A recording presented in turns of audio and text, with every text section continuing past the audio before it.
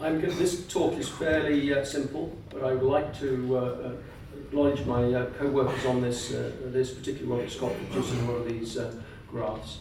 There's no real conflict other than part of my salary is paid for by the NJR.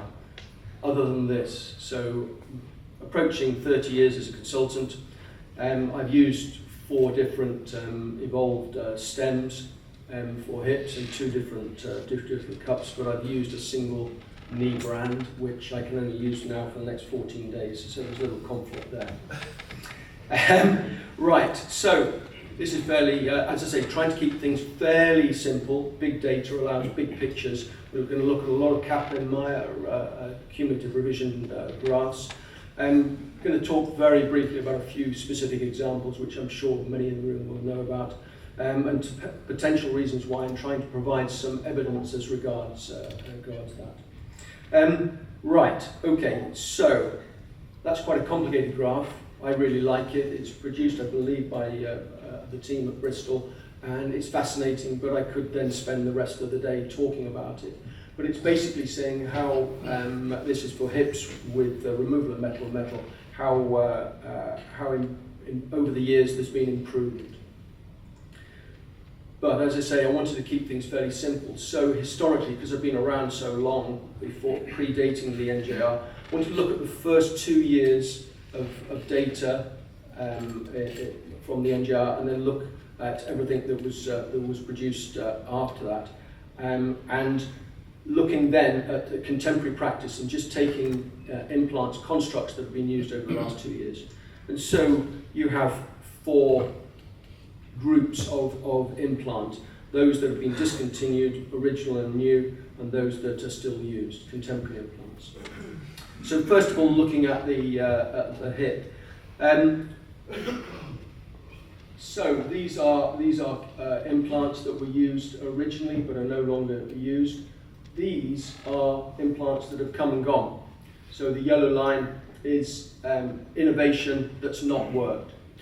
The dark blue line here is what was originally around back then, and we'll look at some cases at the end. And then this is innovation in hip replacements. Now, those in the hip world say, well, you can't count metal on metal, so we'll just reduce that. We'll take out all metal on metal. And a very similar pattern. You just notice that the failures, if you like, the implants that we're not using, and that's too strong a word, but they're just not still used, falls down, but there's still that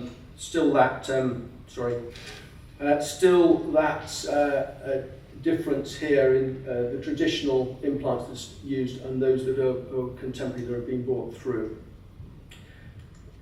Then we'll talk about knees. So this is very interesting. So if you remember, in hips, there was a difference here between those that have been around for 22 years and those that have been introduced since 20 years ago. And the pattern here is very similar.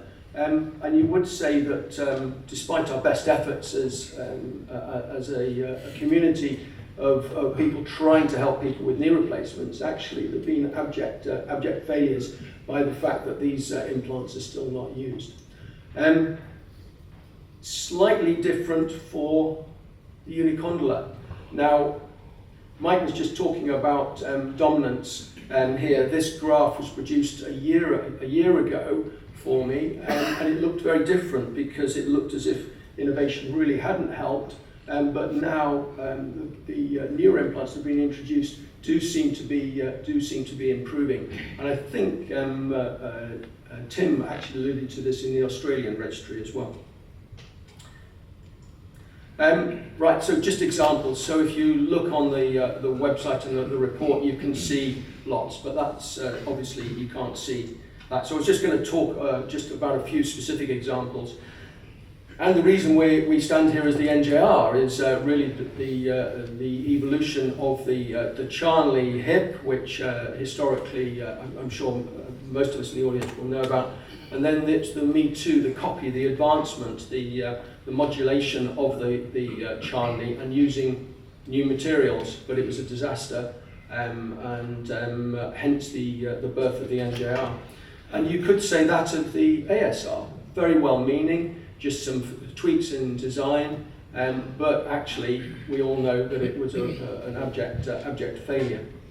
More recently, so we're looking at the Profema cobalt chrome. There's been notice about this on the modular neck, and that has again failed. But people didn't sit around a room looking at this thinking, well, this is obviously going to fail, we'll put it on the market. They were genuinely trying to improve matters, but it didn't work. And then the CPT, two different types of stem. One seems to be better, the other creating those periprosthetic fractures that many of us are looking at the moment.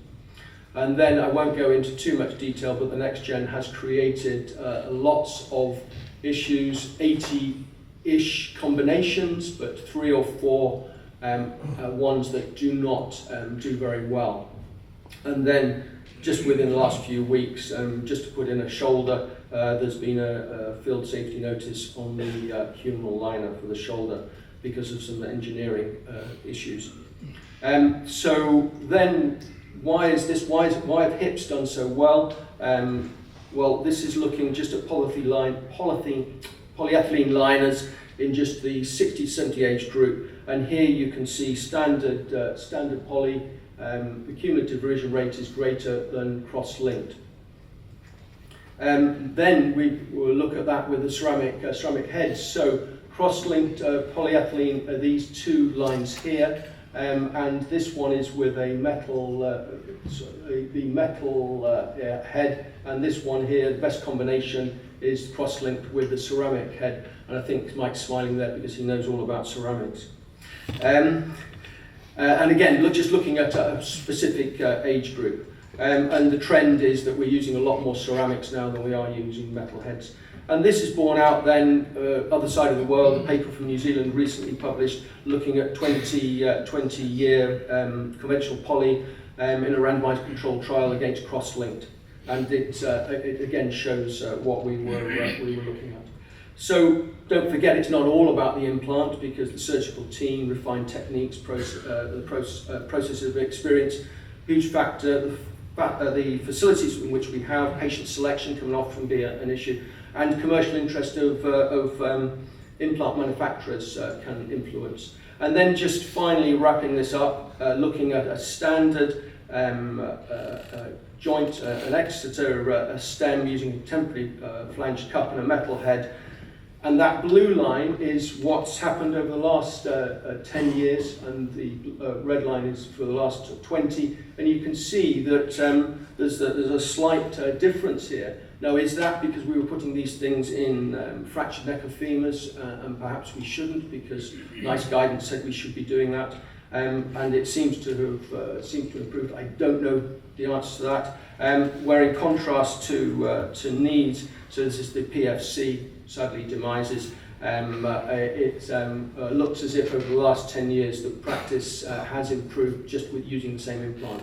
So maybe the whole process of performing the knee replacements has improved, or is it that we're more discerning about what we revise?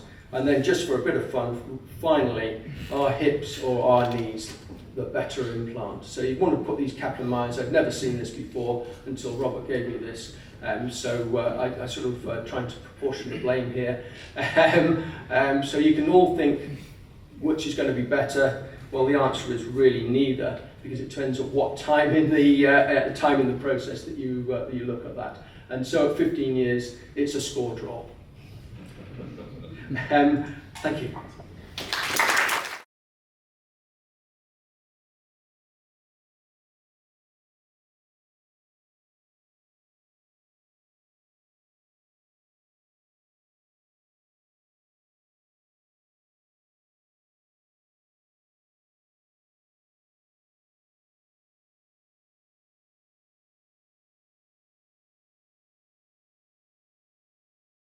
The surgeon in unit performance is coming to Shoulder World. I'd recommend Marco's paper that was in BMJ Medicine last month if you want to look at the adjustment factors.